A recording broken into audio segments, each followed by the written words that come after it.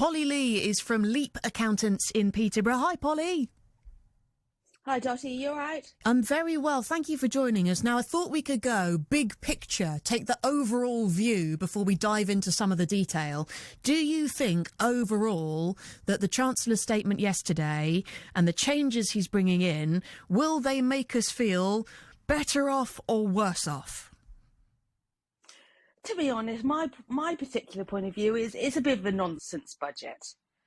He's implemented a couple of points off NI, which to you and me earning an average, 30, 35 grand salary, it might get us a handful of takeaways in the year.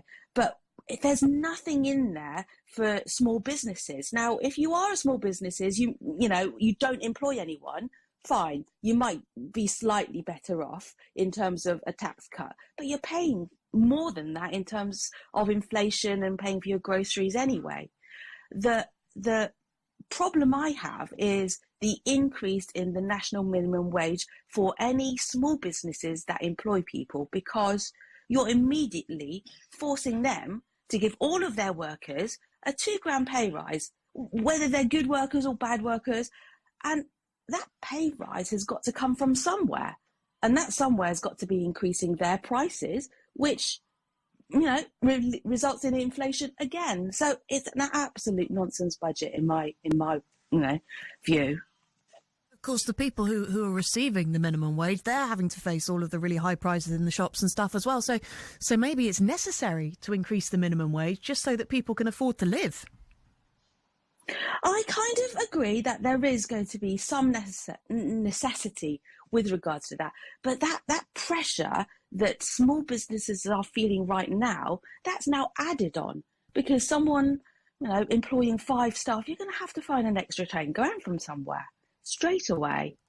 So that's got to have an increase, a price increase consequence for those small businesses. Okay, so we've talked about the minimum wage, which is going up by more than £1 an hour from 10% next April.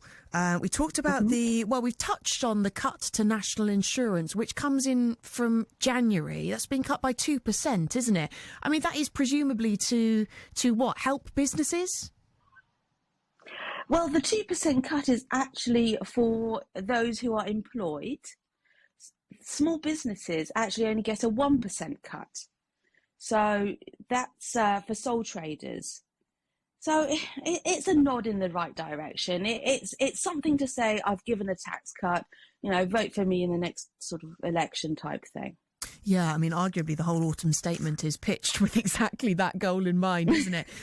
Jeremy Hunt making a big deal of the fact that the economy is on the turn, it's going to start growing, that inflation is going to keep falling, will reach just under 3% by the end of 2024. Do you think that's realistic? If it is achievable, then I don't necessarily think it's driven by politics. I think it's probably got other macro factors in, like, the Ukraine war and things like that. So I am not convinced that we will achieve 3%, but inflation is slowing anyway, and that will be a result of other factors and not just Jeremy. Good news for people who receive the state pension. They announced that that's going to go up by, I think it's 8.5%, isn't it? Which is higher than some people thought it might be. There was a suggestion that the government might row back on their triple lock promise on pensions. Yes, I mean the full state pension now is just around about 10,000, which is actually great. It's just under £1,000 a month, and it does help the pensioners to live and to pay for those extra costs of fuel, heating, groceries, that kind of thing. What would you have liked to have seen, Polly? I personally would have liked to have seen, if they need to raise the taxes, to tax the super, not, I wouldn't say super rich, but the super profitable. So currently, businesses, corporate businesses, they pay 25% tax, and that's somebody who earns, £50,000-60,000 through their own company. But someone like Starbucks also pays 25% tax. So a much more tiered approach to corporate taxes would have been good. So someone who earns a lot more should pay more tax. And then maybe even the super rich, people who earn 250, 300 plus, could even pay 50, 60% tax to help those who are struggling at the lower end. A couple of very interesting suggestions there. If you've got thoughts, if she's talking your language, then just let me know what you think. Text 81333. Start your message CAM. Polly, thank you so much. Polly Lee there. She's from Leap Accountants in Peterborough.